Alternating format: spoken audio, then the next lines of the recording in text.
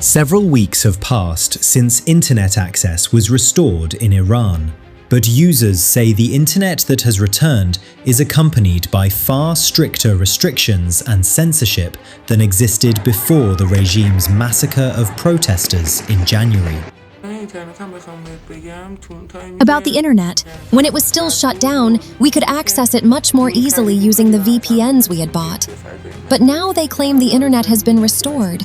Yet because they have slowed the speed down so much, those same VPNs no longer work.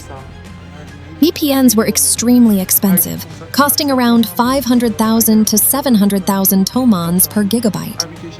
If you accidentally used them to access Iranian apps, they could be quickly detected and blocked, and the seller would not compensate you, meaning all the money you had spent was lost. A well-informed source told the Media Line that the government has put in place the necessary measures to tighten control over the internet and to block access to VPN services more effectively. The Supreme National Security Council agreed to the reopening of the internet on the condition that it could be shut down again at very short notice. The same applies to VPNs, which can now be rapidly detected and disconnected. At present, the only viable alternative for many users is Starlink. However, the price of a Starlink terminal in Tehran has reportedly risen to around 900 million tomans. Just a few months ago, it cost approximately 500 million tomans, about $3,500.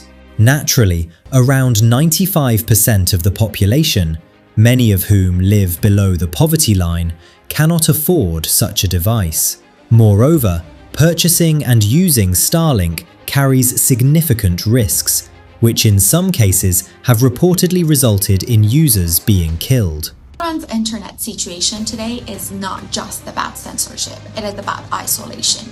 Filtering become much heavier, VPNs are constantly blocked, and good VPNs are very expensive for many people inside Iran. And even sending a simple message, sharing a video, or confirming that an activist is safe has become extremely difficult today. Communication with activists inside the country is now one of the biggest challenge, and it's very risky. The government slows connections, blocks platforms, monitors users, and make people depend on unstable tools. During the recent shutdown, even many circumvention tools were not working properly, which made communication almost impossible for many people. Some experts and digital rights activists are trying to provide Starlink access to people inside Iran, and this is important, but it's not enough. Starlink equipment is quite expensive, hard to bring into the country, risky to hide, and dangerous if discovered. It also needs technical knowledge, electricity, and safe location. And during the recent shutdown, Starlink was not practical or a widely working solution for most people inside Iran. At the same time, the government is moving toward a class-based internet or a classified one, where selected people get better access while ordinary citizens remain filtered and controlled. So the real solution in question is not only whether Iran have access to internet. The question is who is allowed to connect and who is being silent. As the president of the Islamic regime once again warns that frustrated and desperate citizens may return to the streets, digital freedom remains one of the core demands of more than 76 million internet users in Iran. It is a demand that the country's authoritarian regime appears unwilling to accept under any circumstances.